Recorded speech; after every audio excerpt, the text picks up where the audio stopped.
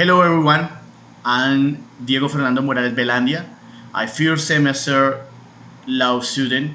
Today, I'll discuss a landmark moment in Colombian history, first time women's suffrage, in 1954 in Colombia. El 25 de agosto de 1954, durante la dictadura del general Gustavo Rojas Pinilla, se aprobó el derecho al voto para las mujeres en Colombia. Este logro fue el resultado de años de lucha por parte de las mujeres colombianas, quienes buscaban igualdad de derechos y participación en la vida política del país. La reforma constitucional que permitió el sufragio femenino fue impulsada por figuras destacadas como Esmeralda Arboleda y Josefina Valencia, quienes defendieron apasionadamente la causa en la Asamblea Nacional Constituyente. Aunque el derecho fue otorgado en 1954, las mujeres votaron por primera vez en las elecciones de 1957. Good morning, professor and classmates. My name is Zulma Joana Mallorca. I am going to analyze the right of the woman to vote in the light to Saint Augustine and Machiavelli. Vamos a hacer el análisis respecto de el hecho histórico que tomamos con los compañeros, que fue el derecho al voto concedido a las mujeres el 25 de agosto de 1954 bajo la luz de los filósofos San Agustín y Maquiavelo. Respecto de San Agustín, la pregunta es que si hubo conflicto entre el ius freudi y el ius utendi.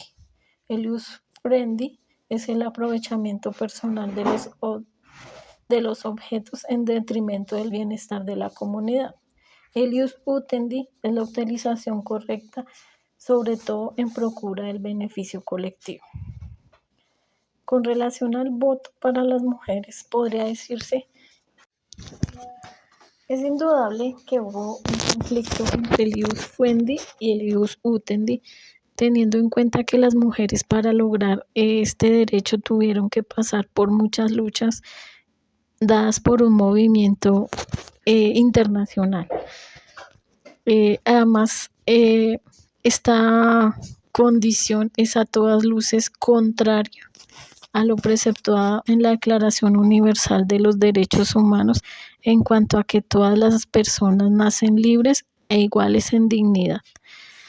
¿Qué fue lo positivo de esta lucha? Que finalmente se dio el ius utendi, porque finalmente se les concedió el derecho al voto, que beneficia actualmente a todas las mujeres.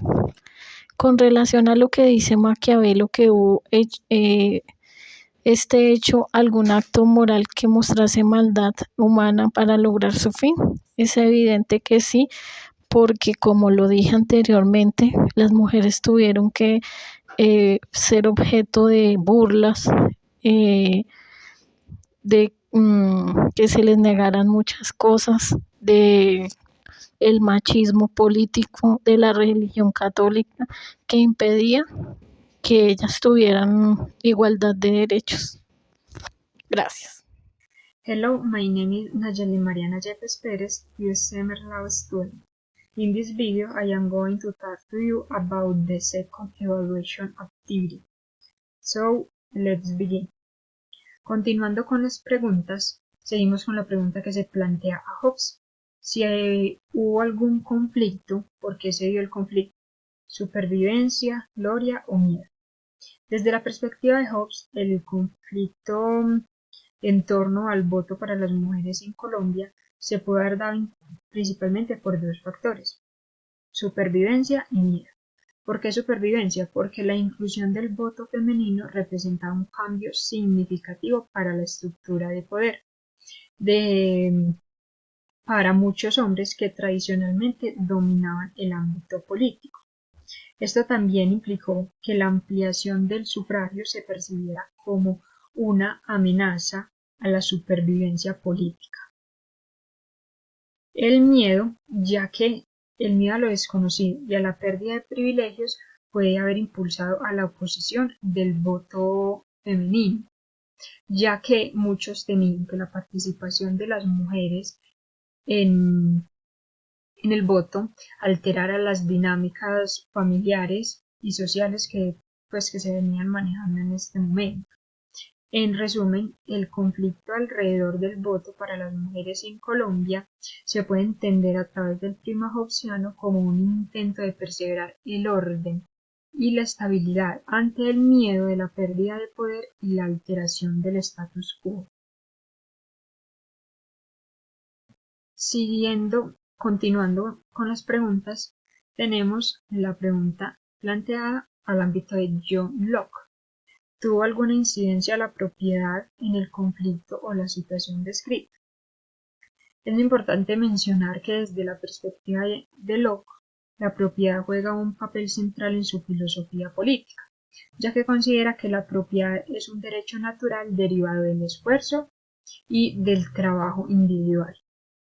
En el contexto del conflicto sobre el derecho al voto para las mujeres, la propiedad puede haber tenido una incidencia significativa, ya que él también argumenta que la participación en el gobierno es un derecho para aquellos que poseen propiedad, ya que tienen un interés directo en la defensa de sus bienes. Sin embargo, la exclusión de las mujeres del voto implica que no solo se les negaba su voz en el gobierno, sino que también se les privaba del reconocimiento de sus contribuciones y derechos como propietarios, especialmente en una sociedad donde las mujeres, aunque en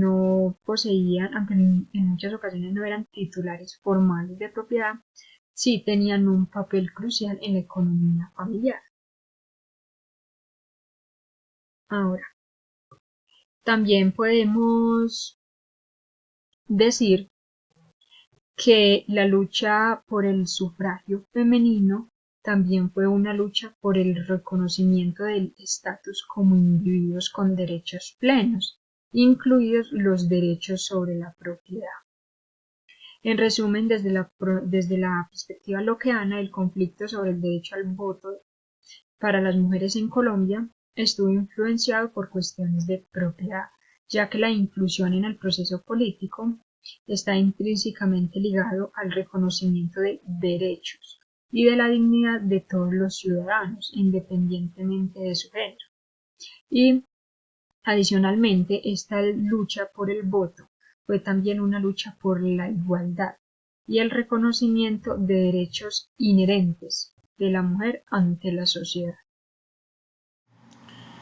Baruch Spinoza, un filósofo del siglo XVII, tenía una visión particular sobre las emociones.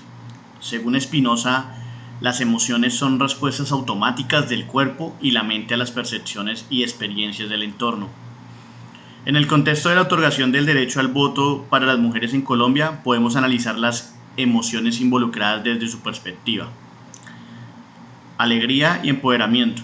Las mujeres que lucharon por el derecho al voto probablemente experimentaron una profunda alegría y sentimiento de empoderamiento al ver sus esfuerzos finalmente reconocidos.